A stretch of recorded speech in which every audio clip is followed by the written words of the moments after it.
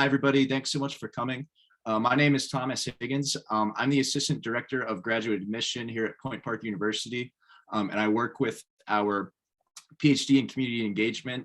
We kind of set up this information session for people who may be interested in the program to just kind of gather some more information about the program and see what it's like, and have an opportunity to speak with some of the wonderful faculty in our program here. Again, I'm representing the Office of Graduate Admission, and I guess I'll start by introducing some of our faculty that we have with us also to answer some questions. Or I guess we can maybe we can go around and have everybody introduce themselves really quickly. Yeah, maybe let's do that. Do some quick introductions for everybody, for our panelists.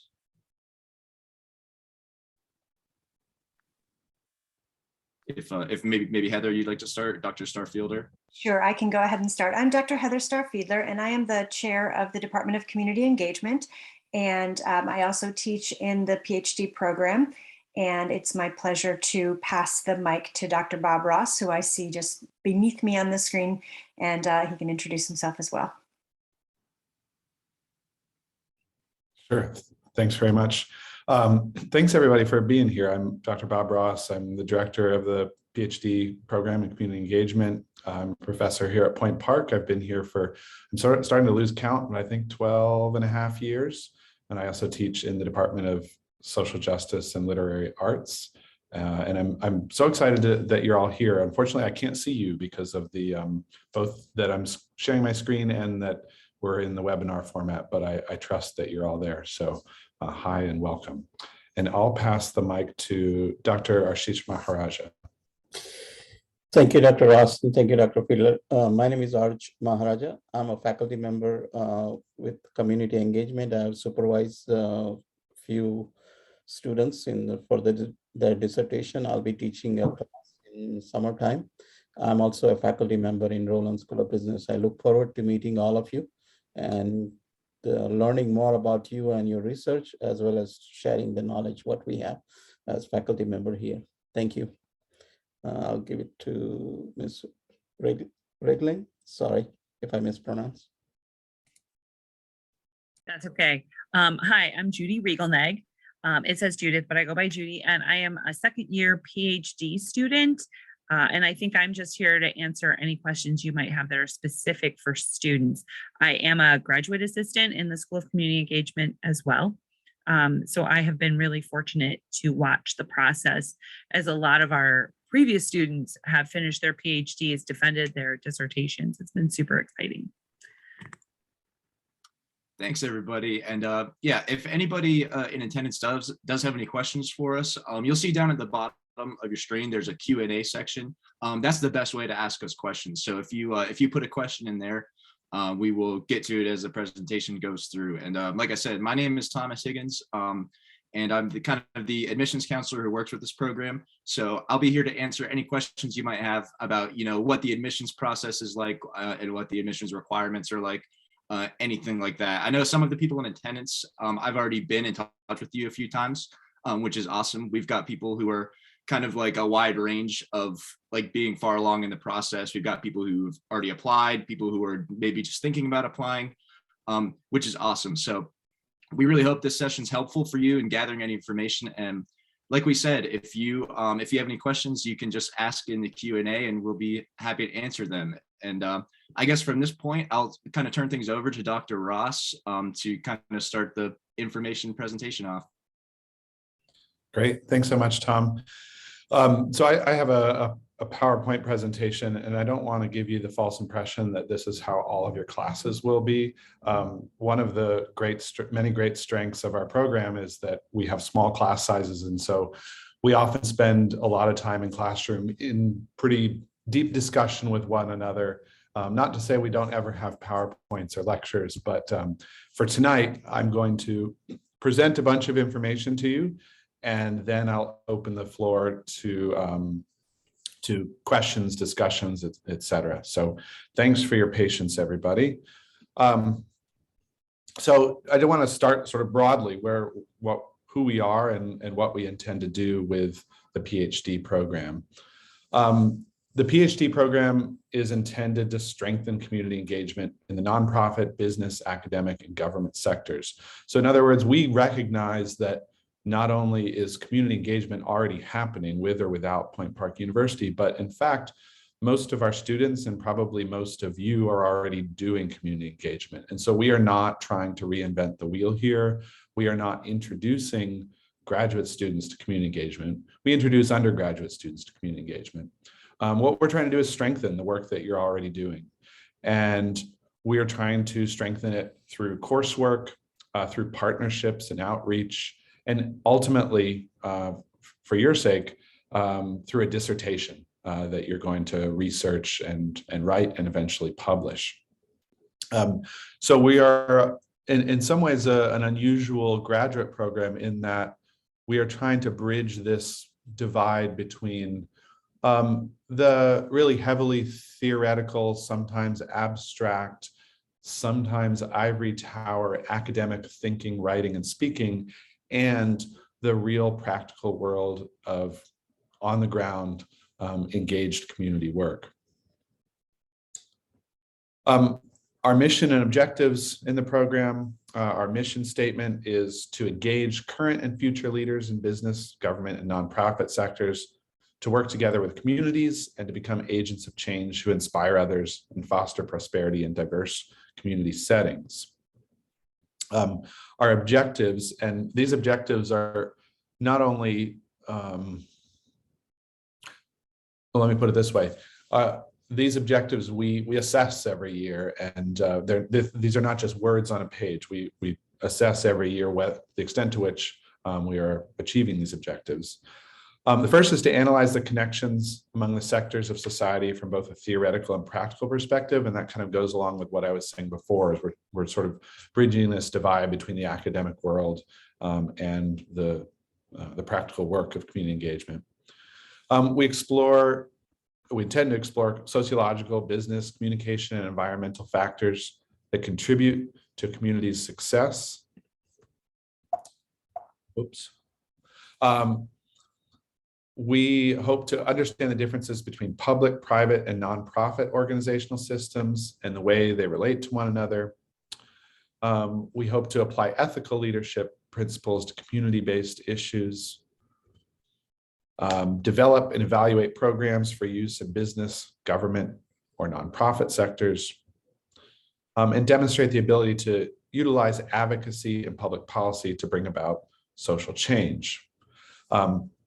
Also, sorry, I thought that was the last one, to demonstrate the ability to create innovative solutions to social problems. And you might see throughout a lot of this literature that I'm presenting here, these different sectors that we are working with, or that we are orienting ourselves around: nonprofit, government, business. And probably if we polled all of you, we might find that a lot of our students and potential students come from these worlds, from the nonprofit world, some from the business world, and some from various government sectors. Practically speaking, if you join us in the PhD program, you'll start in August, late August of this year, 2022. And whether you would do the low residency program or the on-ground program, we're going to start with a 2-day in-person seminar in late August. And Dr. Fiedler, correct me if I'm wrong, but I don't know if we have a hard confirmed date for that, but we will definitely have that very soon. So you'll start with that 2-day sort of orientation, onboarding, and then you'll have coursework throughout the rest of your first year. At Point Park, for community engagement, we have 8 weeks, 8-week semesters. So you'll take one course for 8 weeks, another course for 8 weeks, another course for 8 weeks, and so forth. So you'll only be taking one course at a time. Year 2, you'll also do coursework, and at the end of year 2 in the summer, and Judy can tell you about this, and she can tell you more about this a few months from now, you'll prepare for your comprehensive exams. And I'll talk a little bit more about that later, but that's a big sort of milepost in your education that happens at the end of year 2. And refer to Judy because she will soon be, if she isn't already, preparing for comprehensive exams because she'll be taking them the end of this summer. In your third year, you'll have just taken your comprehensive exams, and students tend to take a deep breath of relief after the comprehensive exams. Some might even take a couple days off. But eventually you'll start a practicum, and we'll talk a little bit more about the practicum a bit later. That will be in the first and sometimes the second part of the fall semester. And then the last class that you'll take, the last formal class you'll take as a PhD student will be what's called the dissertation seminar, which is basically just a, I like to think of it as an on-ramp from coursework to your dissertation work. Beyond that, starting in, this would be January 2025, you'll be preparing a dissertation proposal, defending that proposal, then conducting research, analyzing your data, and writing a 5-chapter dissertation. Some students finish that dissertation by the end of year 3, so they'll defend in August or sometimes September. Other students take longer. There's not really, we don't have a deadline. Some students, for a variety of reasons, will take longer. Some students will finish pretty quickly, and we can talk about the logistics of that a little bit later as well. But when you finish your dissertation, then you defend it orally in front of your dissertation committee and the broader Point Park community. And it's a really nice occasion. People invite their family and their friends, and everybody is really happy at the end because generally speaking, I think we're batting 1,000 at this right now. People pass their dissertation defense, and then we can call you doctor. Just to jump in real quick, our Please. tentative date for the August orientation is August 19th and 20th. Okay, got it. Thank you. Mm-hmm. So I'm going to present 2 slides here, one on the on-ground program and the other on the low residency program. For the most part, the on-ground cohort, the on-ground program is the same as the low residency program in terms of the classes you take, in terms of the steps you take toward your dissertation.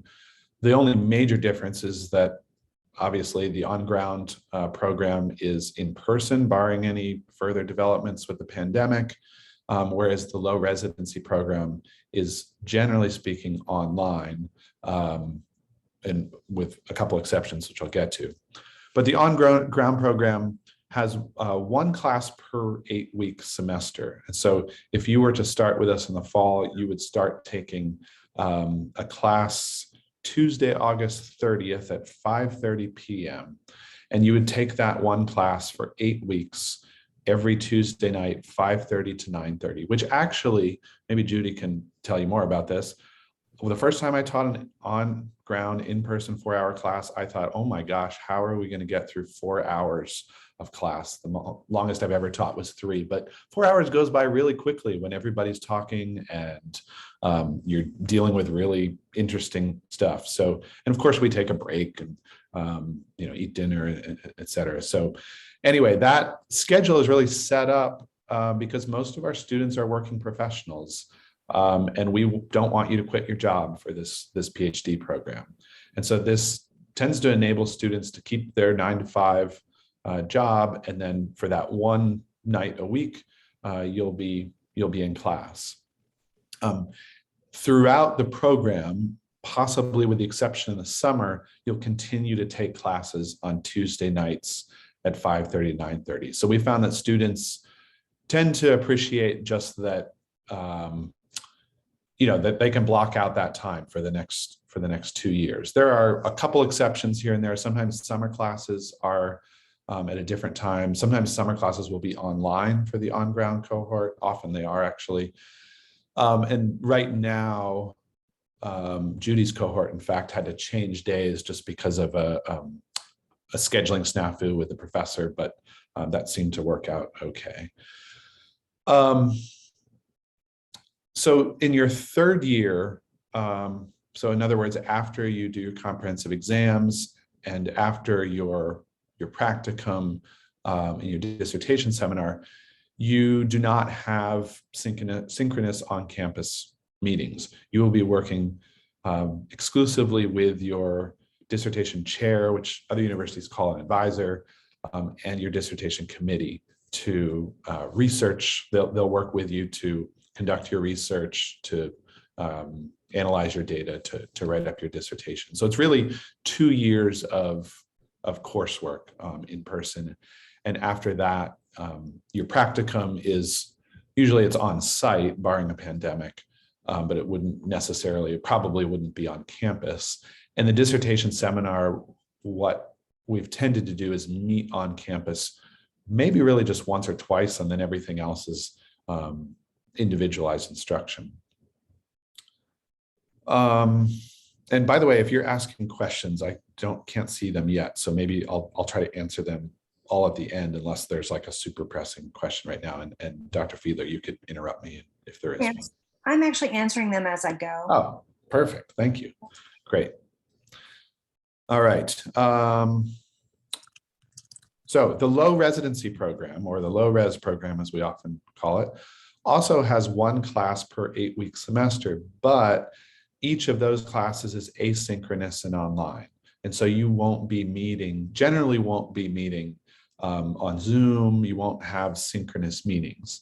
And I say generally because sometimes the same professor will be teaching the same class in person and online. And sometimes those professors, if the students request it and they're able to do it, they'll turn on a Zoom camera. And if the online students want to sort of tune into that class, they can.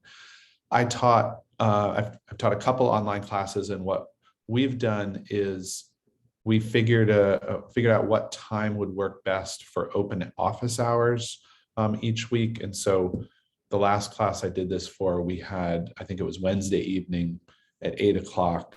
I just turned on my Zoom camera, and whoever wanted to join could, and we had a very informal discussion about the reading assignments, the work ahead. But that sort of varies course by course. Your courses officially will be asynchronous and online. The sort of, excuse me, just dropped my pen. The sort of interactions that you might have with your professor and with your other students, that really is up to each cohort, how you want to do that. I will say that all our cohorts, as far as I know, stay in really close communication with one another, whether that's through like a group chat or a WhatsApp chat, text chat, or whatever. And sometimes they will, set aside time to meet just amongst themselves. So this, for the online students, I think this is really valuable and important to sort of develop that sense of community, even if you are always just meeting online virtually. Either way, classes start that last week of August, August 29th.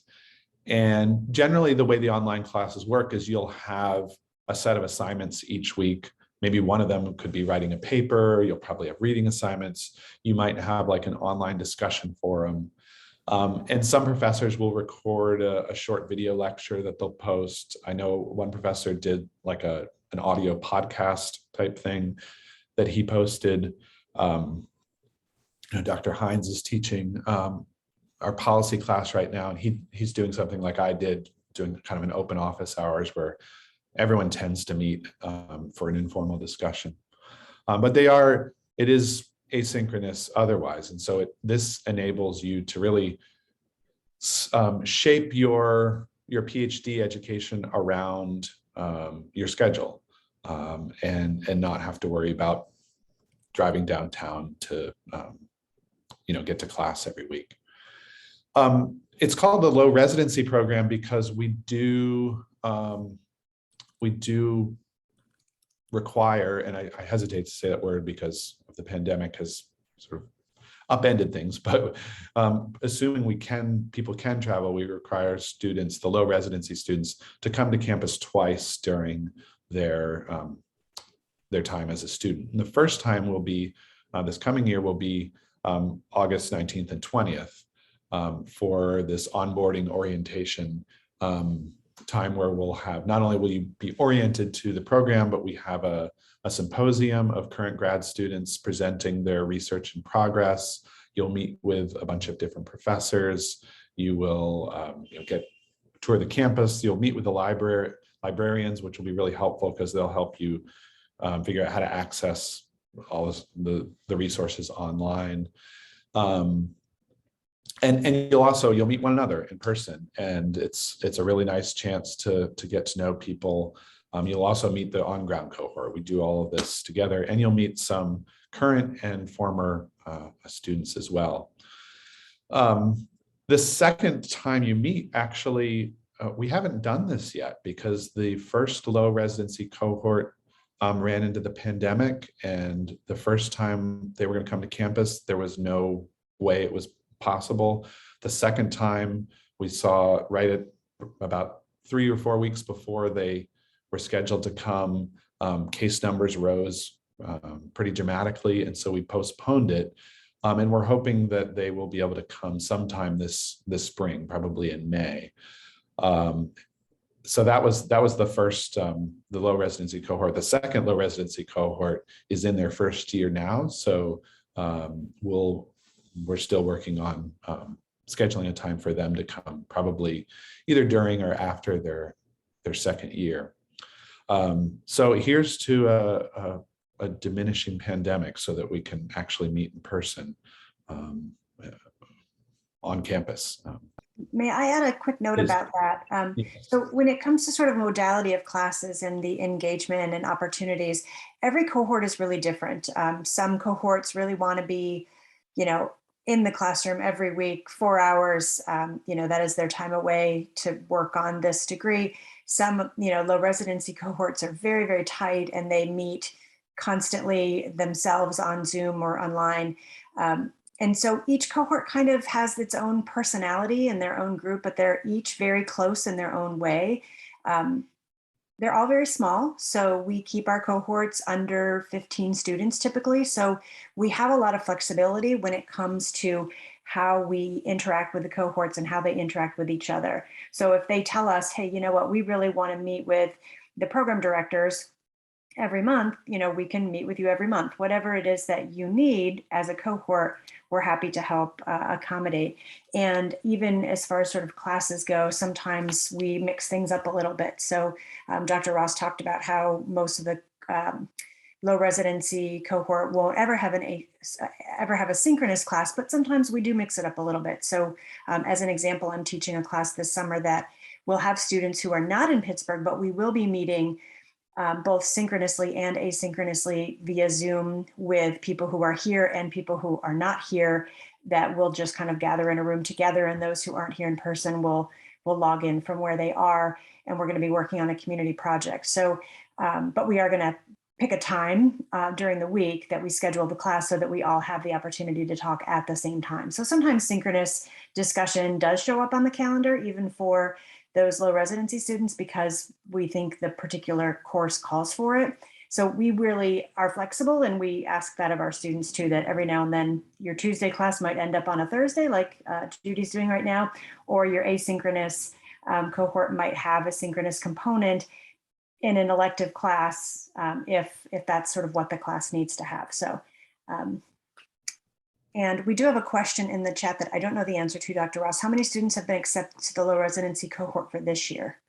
Have we not done that yet? I say that again? No. Have we accepted students yet for this fall, or are we? No, in fact, we're still receiving applications and reviewing them. So we're in process of doing that.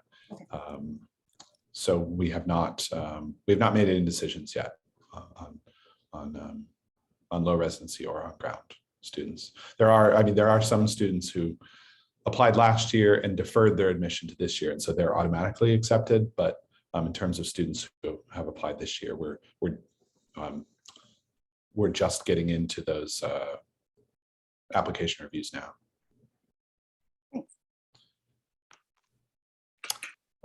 Judy, I wonder if you could just chime in. I know you're in the on-ground cohort, but if you could just talk about like how your cohort communicates with one another and just the sort of benefits of a cohort model where you're taking the same classes with the same students throughout your education.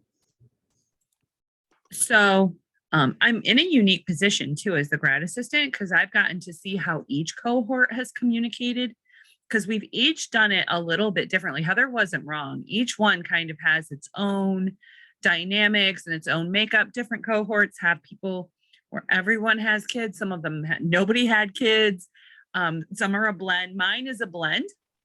We're right down the middle. Half of us have children and half of us don't.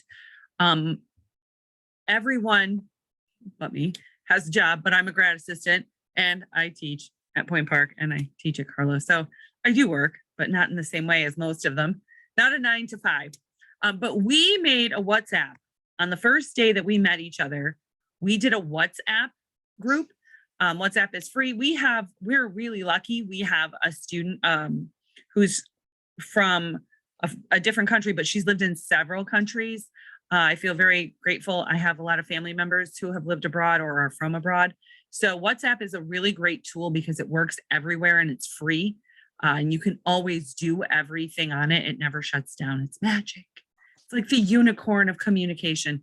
So we have a big WhatsApp group and we use that all the time. And we're here on ground. So we also see each other, but I get calls. Like we've been talking on it all day today. We switched from Tuesday to Thursday. They wouldn't, and I want to emphasize what both Bob and Heather said. They are incredibly flexible about times and about how they're interacting with us. But before they moved our Tuesday class to a Thursday, they checked with every one of us, which was really respectful and really important because so many of them have kids.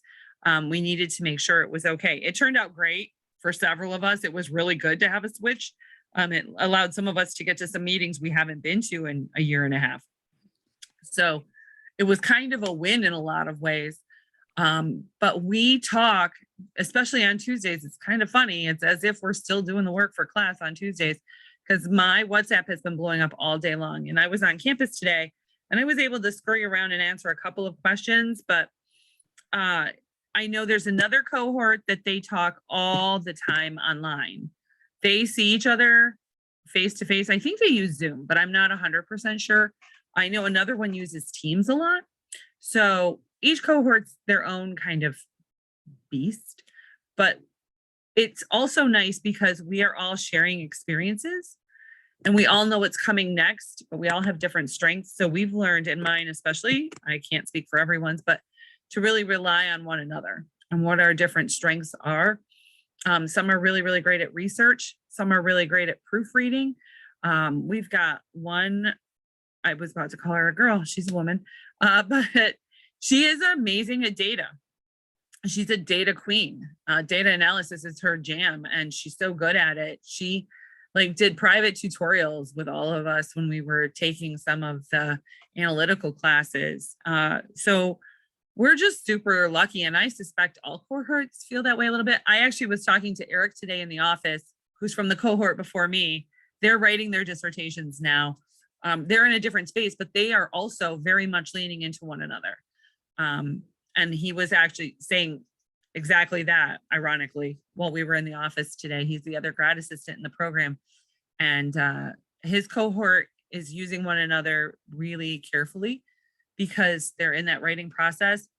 And I remember the best advice I ever heard was from a cohort that had finished their PhDs. And they said they continued to go to campus after they had finished their on-ground classes at the same time on the same day. And they met in our community engagement office to make sure they were continuing to do the work they needed to do. Their families had already set that time aside and the expectation was that they were doing school at that time. So they took themselves to school and they kept doing it. And that's how they all finished. Whole group of women that finished. They're an amazing group of women. As a sidebar, the resources we have from our graduates are pretty epic. There are some amazing men and women that have finished our program and have PhDs in community engagement, and they're really generous with their time and their experiences and what worked well for them and what they wish they'd done. So it's very easy to contact all of them too. They make that super easy to do. Thanks, Judy. So we can talk about the differences between the low res and the on-ground program some more if you want later, but those are really the main differences, just what I outlined here. In terms of the actual courses you're taking, first of all, let me say I am not a graphic designer, and this top row is in dark blue, and it really should be in gray. For the life of me, I couldn't get it to go gray. So there's nothing special about Fall 1. It's just in dark blue. Anyway, your year 1 classes, you'll start off with a seminar in community engagement. This is an introduction not just to community engagement at the graduate level, but it's something that we found has helped students kind of get back into academic life. And so you'll learn how to use APA style. You'll learn how to start building a literature review. You'll hear from a lot of the different professors in the program. Dr. Fiedler teaches that class most fall semesters. The second class is our leadership, ethics, and social responsibility class, which is pretty much as the title suggests. In the first spring semester of your first year, you'll take theoretical perspectives in community engagement. That's a class I've been teaching for the last couple of years, which I really love teaching. It's basically a social theory course, a critical social theory class. So we look at everything from Marxism to different forms of feminisms to post-structuralism, to critical race theory, all with sort of this orientation around what do they have to say about community and how might they help you build your theoretical framework for your dissertation, and how might they help you view the world through new lenses. And then you'll take our public policy, advocacy, and social change course, which is a really fun class where you'll look at various social problems and their relationship to both public policies that may have created those problems and potential public policies to at least alleviate them, if not solve those problems, and the sorts of advocacy that people do to create that change. In the summer, for each of the first 2 years, you'll take one required summer course and then one elective. And the electives we call pro seminars. And so in your first year, you take psychosocial community behavior, which is taught usually by Dr. Robbins, who's a psychologist. It's fantastic. And that's usually in the first summer, first 8 weeks of the summer. And then you have an elective. We usually offer 2, sometimes 3 electives, and you can choose from them. Sometimes students will take their elective and the required course in the same 8-week summer session, which works out for some students. Sometimes they'll take the elective in the second summer. So I say on this slide, it says summer 2 is the elective, but you could take the elective in the first one. And we offer different electives every summer, and we try to present some choices to students and see what they're interested in. I mean, it's always sort of a balancing act between what professors are able to teach in the summer and what students are interested in. I wonder, Dr. Maharaja, if you could just briefly talk about the elective that you're going to be teaching this summer. I'm sorry to put you on the spot without any advance notice, but yeah, no problem at all. Sure. So as you know, the world is moving towards data and business analytics, more number oriented. So purpose for me to teach this class is to take a look at the data which we are generating. Even right now, as we talk, we are generating data. And how do you take the data, analyze it, and utilize it to engage organizations and people and make those connections, as well as use the technology to best serve not only ourselves, but to our stakeholders. That's the purpose of this class. So I promise you there'll be no programming or no numbers crunching, but there may be some. But it'll be a fun class, hopefully, and it's more to talk with each and every student and see what we can get out of it and how we can build the community. So that's what the course is all about. One thing I do want to talk about is cohort model. Just a brief comment on that. I agree with what Judy is saying and how it helps students within the class. And I went through a cohort model a while ago, but just the proof of that is that in our cohort, we had one gentleman who was very good at numbers. So we used to just every Saturday, Sunday, go to the school, get a common room and bring bagels and have a 3-4 hour class. He used to teach us, and we used to do all kind of different activities. And how good the cohort is a proof today, because every year, about 3-4 times each semester, we still meet, go out, have lunch and chit chat and talk about what experience we have had and what we can do for each other in the future. So cohort model works. So, and we are still doing that right now. Thank you. Thanks very much, Dr. Maharaja. And Dr. Fiedler, if you don't mind talking about the course that you're co-teaching this summer, which I continue to call the bathroom project, but I know it has a much better name than that, but it's Sure. also very interesting. Yeah, it is a really unique class that was just kind of an interesting opportunity. I'm co-teaching it with a professor in the School of Business, and we are, it's called public-private, I forget the name of it now, public-private research. And we're basically doing a feasibility study to see about the possibility of putting public restrooms in downtown Pittsburgh as a public health initiative. So we're partnering with a few local organizations, including the City of Pittsburgh, Allegheny Health Network, and the Pittsburgh Downtown Partnership to do interviews and research to see what it would look like and what might be able to be done to address this public health initiative. So it should be interesting. Yeah, great. Thanks. I'm sort of tempted to take that class, but maybe we can talk about that later. Great. So that's your first year. And as I said before, these electives will change year to year. So and the beauty of them is that, this, like the two courses that Dr. Maharaja and Dr. Fiedler just described, these are courses that they just created, within the last couple months. And so, who knows what will emerge in the coming years. Your second year is almost entirely research methods classes. In the fall semester, you'll take 2 courses on qualitative methods, and in the spring semester, you'll take 2 courses on quantitative methods. We actually are in the middle of a search for a new faculty member who is going to, who has expertise in research methodologies. And so there's a good chance that they will be teaching at least 2, if not all 4 of these courses. We could talk about this more later. Some students are afraid to death of quantitative methods because it involves math. That would be me. I'm not a quantitative person, but I think you'll find that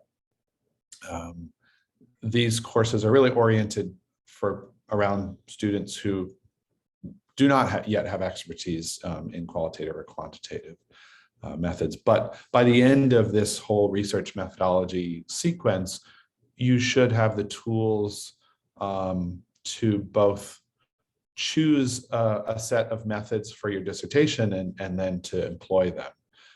And I would say that students in our program, most use qualitative methods, but definitely we have some students who use quantitative and some who use both.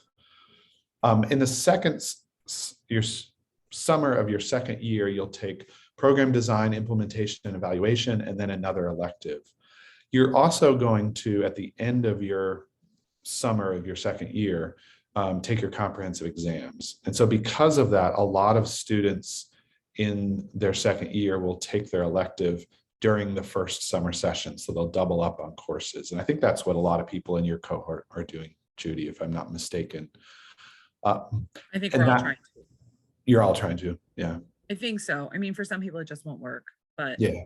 we're all making an effort to do that because then we have more time to read. Yes, and we're going to talk about the comprehensive exams in a second, but this will enables you to spend that second 8-week semester really just focusing on your comprehensive exams. And I should have said earlier, maybe I did say this, most summer classes are in some way online. It really depends on the cohorts that we have and people's availability. Like Dr. Fiedler said earlier, the class she's teaching is a hybrid. It's some asynchronous online, some synchronous online. But making these courses online just sort of, it enables the low res students to take courses with the on-ground students, and gives everyone a little more flexibility in terms of what they choose to take. Okay, comprehensive exams. I know for me, when I was a grad student, comprehensive exams were the hardest thing I did, harder than the dissertation. And this is probably the biggest hurdle you're going to have to jump over, or at least biggest hurdle you have to jump over all at once over the course of 4 days. But you hopefully will be prepared for it. When you start the program on day 1, you're going to get a reading list. And that reading list is a bunch of books, chapters, and articles in different ways related to community engagement. And 2 of your 4 questions on your comprehensive exams are going to be based on that reading list. So some cohorts will start reading on day 1, go through these and discuss them together. Some cohorts will just do it in the summer right before your exams. But you'll have 2 essay exams related to that common reading list. And then you'll have 2 questions related to that are more individualized to your proposed research project. And what we've done in the past and what we're going to do this summer, and we've already told Judy's cohort, that one of these essays will be, essentially you'll write a literature review that probably you'll be able to more or less plug into your dissertation, and the other will be a methodology chapter. So what sort of methodology are you going to use? And these will be based on a list of readings that you have developed related to your topic and your dissertation. After your comprehensive exams, and I should say that, we schedule them out over 4 days, and you have 4 essays. Some students write them all in the first 2 days. Some students do 1 day on, 1 day off, 1 day on. You can do it however you'd like. We schedule it that way, really to give you some breathing room, so that you can, if you want to write all night, you can do that. If you want to write all morning, you can do that. And we'll definitely talk about that a lot more as you progress through the program. After your written exams are completed, about a week or 2 later, after your professors have read your essays, you'll meet with those professors to discuss and defend your answers. The official title of this is the oral defense of your comprehensive exams, but I like to think of it more of as a conversation. We ask you why you responded in this way. It's often a constructive feedback session where, especially around your literature review and your methodology, to really help you shape that and refine that as you move toward the dissertation. We might ask you, for some students, they might be asked to revise their answers. Others, they pass, and others, I forget how we put it, pass plus, check, something like that. Something to the effect of check plus. High pass. High pass, thank you, that's it. High pass. Pass, high pass, or low pass, is that right? I think we just say revise and resubmit. Okay, that's a nicer way of putting it. Yeah. And then once you do that, then you are technically considered all but dissertation, although that's debatable. There's a little more that you'd have to do aside from your dissertation, which I'll get into in a second. So in year 3, after your comprehensive exams, you're going to start with the practicum, which I'll pass the mic over to Dr. Fiedler in a moment to talk more about that because she administers the practicum. And then, as I said before, in the second 8 weeks of your third year, you'll do what's called the dissertation seminar, which is kind of a practical toolsy kind of class where you learn how to set up your research project. And some of your assignments are like get signatures from your dissertation committee, and others are write a draft of a chapter and get feedback from your dissertation chair. After that, the spring, so I think this would be spring 2025 for you all. You're going to be focusing exclusively on your dissertation.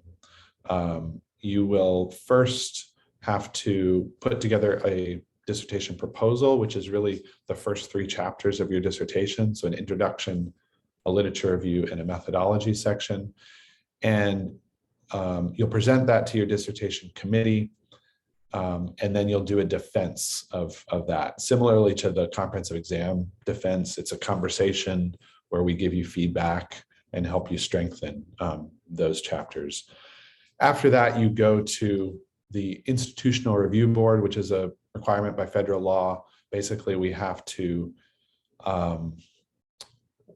prove that your research is not going to do any harm to people, or that if there are any risks, the risks are minimized, or that the benefit from the research outweighs any risks. We have a really great institutional review board at Point Park right now, led by Dr. Schultz, who also works with many of our students as a dissertation chair and a committee member. And that's something that, like in other universities, I think that could be a big hurdle, but here it's not at all. Dr. Schultz is super helpful, and the other committee members are really helpful in helping you get through that. So I tell students not to worry about that. I mean, something you have to prepare for, but it's not like they're not out to prevent anyone from doing their research. So you've defended your proposal, you've gotten through IRB, Institutional Review Board, and then you're collecting data, and you're analyzing data, and you're writing chapters. We usually do a 5-chapter dissertation, and that's where it's really important to work closely with your dissertation chair, as well as your other committee members. And one piece of advice I have for all of you is, even now, even before you have maybe applied to this PhD program, look through the faculty list and start thinking about who your dissertation chair might be. You don't have to commit to anyone. You'd actually, at this point, you don't have to commit to anyone until your 3rd year. But it's never too early. And it's important that you find a dissertation chair. I think most importantly is you find someone who you're going to work well with, someone that you can take feedback from, someone who's going to give you good feedback, productive feedback, someone who's going to respond to your emails and be available to meet. But you also want someone preferably who has some expertise that is related to your research project. And that's something that, you can start researching that now, which faculty members might be most helpful. And also don't hesitate to reach out to us. I've had students reach out to me before they even applied, and they said, I'd like to work with you. I'd really like to, have you as my dissertation chair. And we sort of informally agree that sounds like a good idea, and we move forward from there. So that time it takes a lot of individual discipline, because you don't have, you're not working in with a syllabus and a course, but it really helps to have a good dissertation chair who can kind of serve as like a coach for you, among other things, and a mentor. And we can talk more about that relationship between a dissertation chair and a student. They really vary, not just professor by professor, but relationship by relationship. I currently supervise 4 students, and each one of those students, we have different schedules. We have one of them, we meet every single Friday. Others, we only meet every couple months. Some we meet for 10 minutes, and others we meet for an hour and a half. So it really varies depending on what students need. Let me move on from this slide. All right, is this, sorry, I can't see my screen very well. Is this the practicum? Yes, this is the practicum slide. Let's talk about the practicum. So I'm backing up a little bit. This is after your comprehensive exams, before you would defend your proposal. And Dr. Fiedler supervises all of our practicums. So I'm going to pass the mic to her, and she can talk about the sorts of practicum projects that we've done and what we're hoping students get out of it. Sure. So when we first developed this program 7 or 8 years ago, we decided to add a required practicum, which is a little unusual for a PhD program, but we felt that as a community engaged PhD program, it was important for us to build in a thoughtful connection to some community partners and a way for our students to give back to the community while they were in their studies as well. So the practicum is meant for students to really act as a consultant and go into a community partner as an expert in the field where they can lend their services to the consultant. We also see it as a two-way street though, because we encourage our students to find practicum projects that will also help them gain entree to organizations or people that they may want to work with on their dissertation. So we encourage students to find their own practicum assignments, but we also are more than happy to help. We have a lot of really wonderful community partners and a lot of people in Pittsburgh and all around who would love to work with our PhD students. I get calls regularly asking if I have students that work on projects. And usually my answer is, well, they already have their own ideas of what they'd like to do. But if students don't have an idea and want a partner to work with, we absolutely have partners to choose from. And so basically students can choose their own community partner and project that's based on something that they've done in the program or something that they're working on with their dissertation. So we don't want the practicum to be a part of your dissertation research necessarily. So we're not asking you to go out and do the research as part of your dissertation, but what we're asking is for you to develop relationships. And so a wonderful example of this is that one of our students worked with the Allegheny County Juvenile Probation Office, and she did some mapping of community resources for them as her practicum. But what that allowed her to do was to develop relationships with the stakeholders there at the Juvenile Probation Office, that then when she was working on her dissertation in that field with those same people, she was able to have that trust already built when she needed to ask if she could use them as subjects of her dissertation. They were more than happy to say yes, because they knew her, they trusted her, and she had been working with them for several months on her practicum.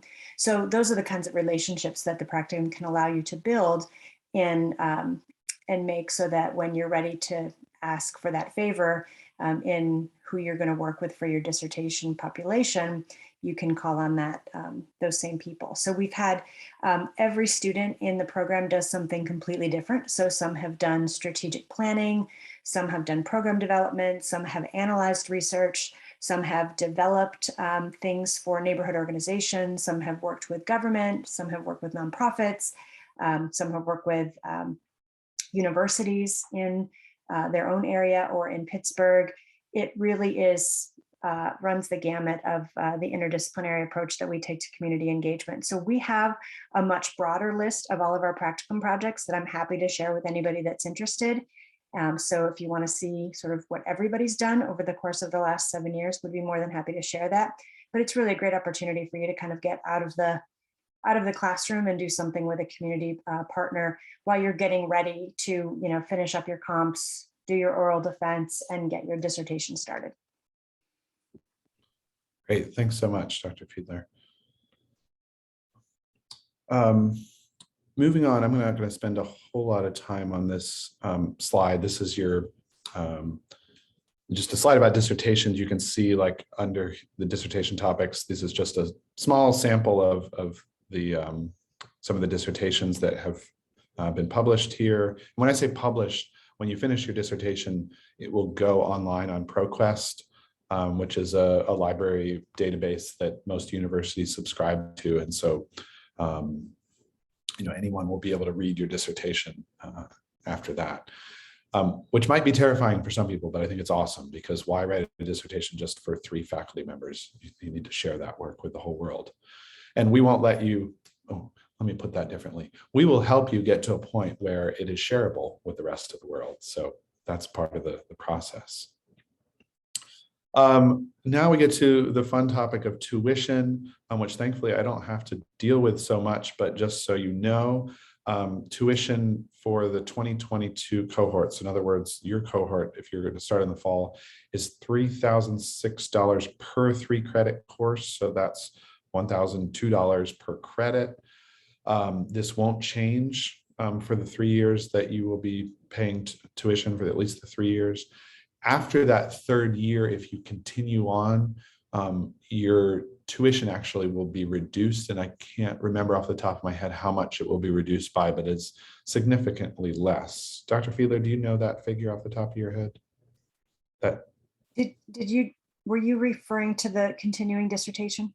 I'm Yeah. sorry, I'm typing something. Oh, Right now, the fixed amount for continuing dissertation, which is that amount you pay if you are past your 3 years and you're still working on your dissertation, is a $1,500 flat fee per 15 weeks. So fall, spring, or summer, that $1,500 covers that fall, spring, or summer. Great, thanks. And Tom knows the sort of logistics of this quite well, and as does our Office of Financial Aid, can answer the sorts of questions that you might have around loans and scholarships and that sort of thing. Just to add there, like our financial aid office is it's a really good resource if you have questions about any of that stuff, or yeah, anybody can, like, feel free to reach out to me directly. If I can't answer your question, I know who can, so happy to help with anything like that. Great, thanks, Tom.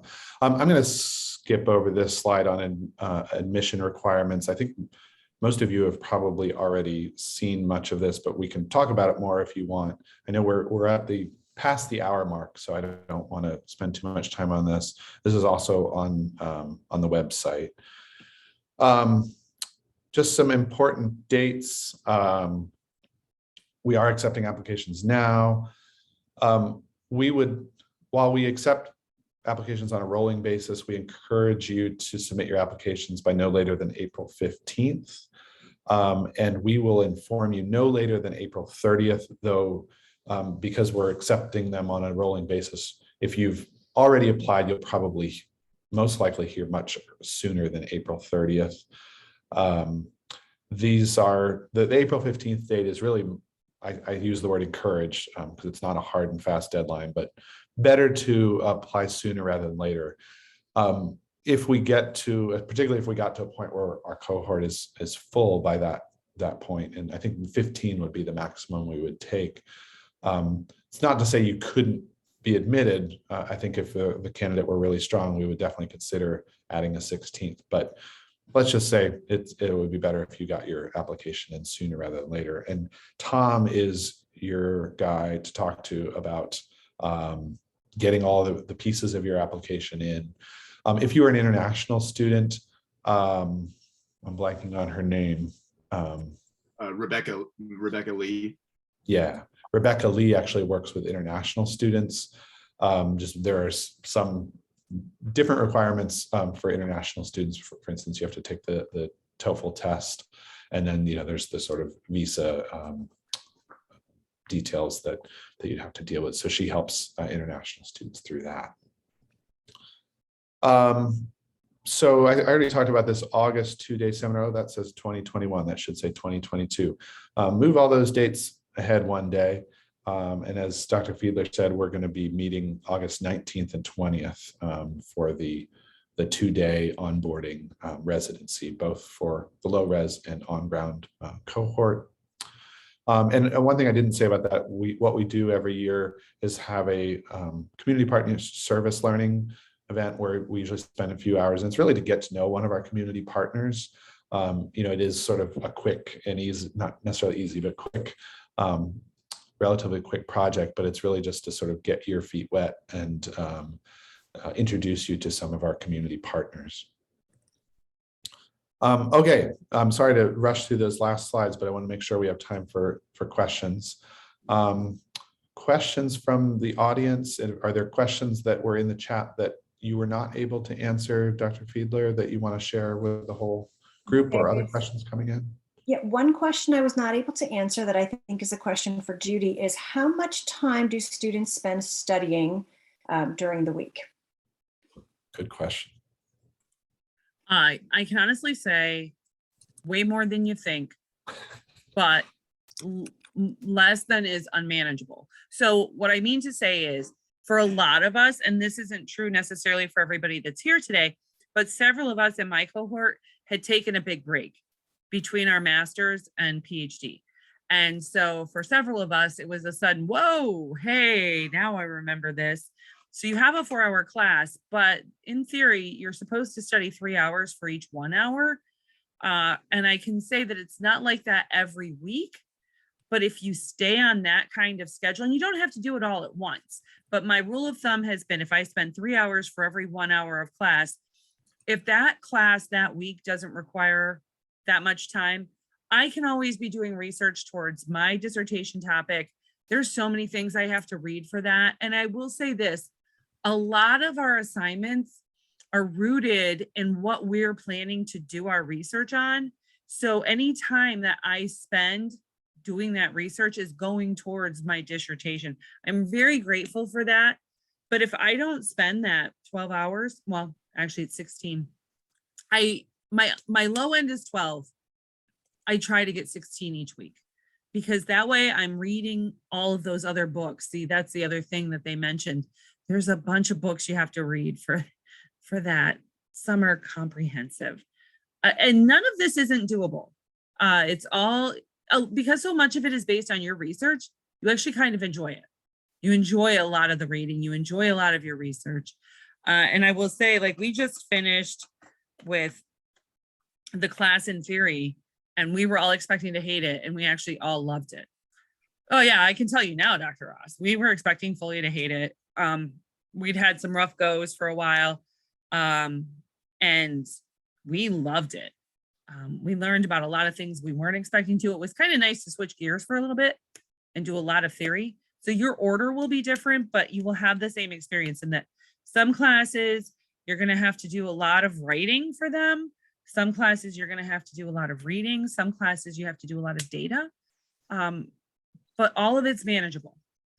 Like I said, the cohort that gave us the advice, set that time aside and make it precious time that your family respects was really good advice. That was really helpful. I tried to set a special place, but because of the pandemic, and my cohort's one that started during the pandemic, my special place is the office, which is a card table in front of the window in the middle of our living room. So I just take over the house during study time. It is what it is. One other question for you, Dr. Ross, is in the writing sample that's submitted with the application, it's encouraged to submit something that dovetailed with the area of your research interest. If you have research work, but may not be related to your current area of research interest, is it more important are you assessing the ability to research and write, or the area of research interest to build the cohort? Yeah, good question. I'm in the writing sample, I'm more interested, and I'm only speaking for myself, but Dr. Fiedler, Dr. Maharaja, you could chime in. I'm more interested in seeing that you can write well, that you can write in an academic way, that you can write, you can put together a coherent essay. So I would, and I think like your research interests, if you really want to articulate your research interests, that's something you could do in the statement of purpose as well, if your research writing sample is about something different. So yeah, that's sort of what I'm looking for. I don't know, Dr. Maharaja or Dr. Fiedler, if you want to chime in. I think I would echo that. From the research writing sample, I think we're looking for the ability to write. I think it's the personal statement where we really look to kind of build a cohort. That's where we're looking for the heart of the program. And one of the things that I love the most about this program, and I have loved since the day we started it, is the diversity of people in the cohort, from everything from age and gender and race to the backgrounds that they come from. And so it's always been important to me to have the cohort really be diverse from the different fields that they come from. So when we're having a conversation about community, having people come at it from a business perspective, from a social science perspective, from a communications perspective, makes for really interesting conversations in the classroom. You know, we have Judy comes from education, and another student comes from business, and another student comes from marketing, and a student is an anthropologist, and it just makes us all think about communities differently and have a conversation about communities differently. And so when we're looking at building sort of the perfect cohort, that's one of the things that I've always been really pleased with in the program, is that we have such unique students. So that, I think, for me, comes more in the personal statement and the resume and the background than necessarily the writing sample. Yeah, I agree with what both of you said. As the name of the program is community engagement, and in a community, each one of us are different and we have different ideas. How do we bring about different ideas and bring the community? That's what usually I am looking for. That's my focus, that what are you going to add? We all want to change the world, but we are not going to be able to. But can we put something in that world that is going to be useful to our neighbor, next door neighbor, or next 10 neighbors? And that's what makes the community. And that's what I'm looking for. Yeah, writing is very important, but how do you verbalize? How do you come across with your ideas becomes very important. Thank you. Thanks. Good question. Other questions? There are no more in the chat currently. Okay. One thing I should have. Hey, Bob. Oh, I'm so sorry. I No, just go ahead. wanted to add that because that was an interesting question. It was something that we've talked about in the last year-ish. I am one of the people who actually completely changed what they were researching. It's a terrible idea because you end up having to start over.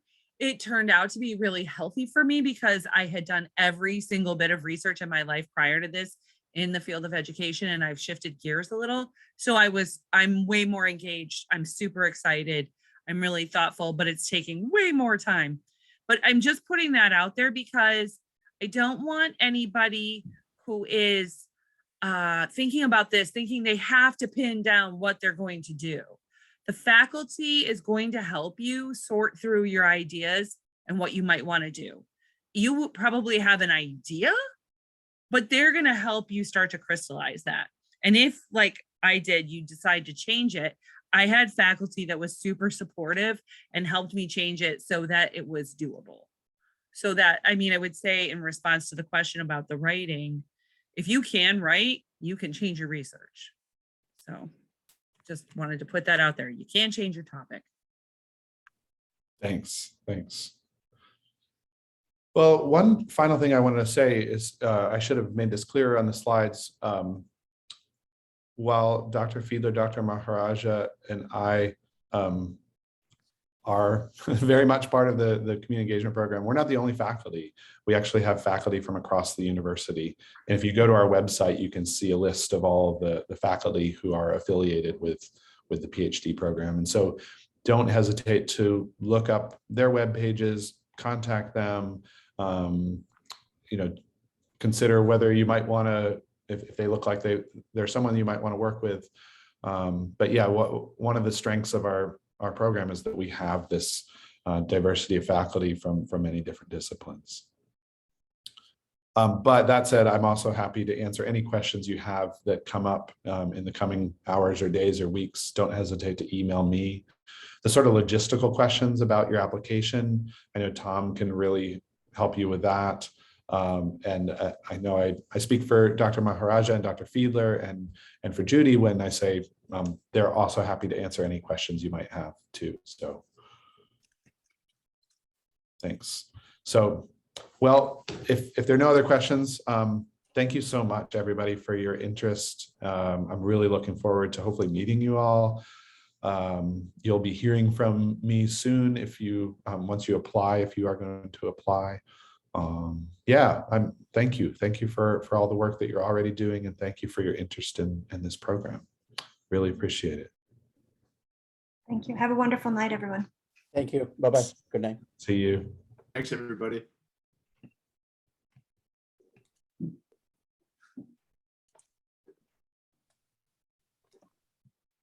All right.